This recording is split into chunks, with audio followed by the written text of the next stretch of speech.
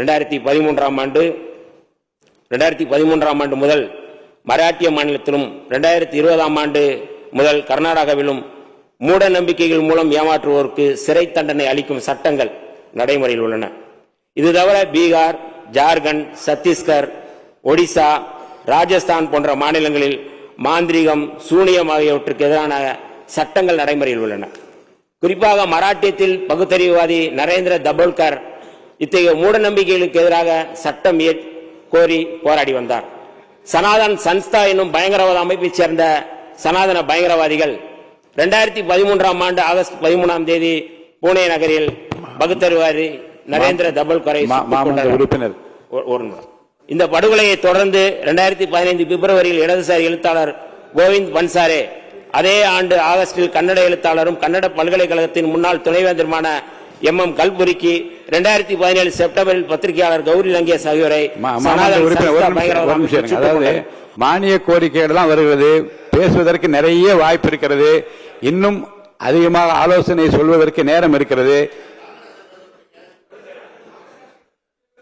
இன்று நாம் அனுபவிக்கும் ஒவ்வொரு உரிமைகளும் சமூக முன்னேற்றமும் பல தலைவர்கள், அறிஞர்கள், கள செயற்பாடுகளின் ஈடில்லா தியாகத்தால் தான் கிடைத்துள்ளன. ஆகவே நமது அரசு ஜோதிடம், பில்லி சூனியம் போன்ற மூட நம்பிக்கைகளுக்கு எதிரான நம்பிக்கைகளுக்கு இடம் தராமல் அறிவியலை வளர்க்கும் திட்டங்களுக்கு முன்னுரிமை கொடுக்க வேண்டும் என்று நான் விடுதலை சிறுத்தைகளின் சார்பில் கோரிக்கை வைக்கின்றேன். அறிவியலார்ந்த மனிதநேயம், ஆய்ந்து தெளிந்த சீர்திருத்தம். இருங்க, நான் சொல்லுங்க, கொஞ்சம் பேச விடுங்களேன்.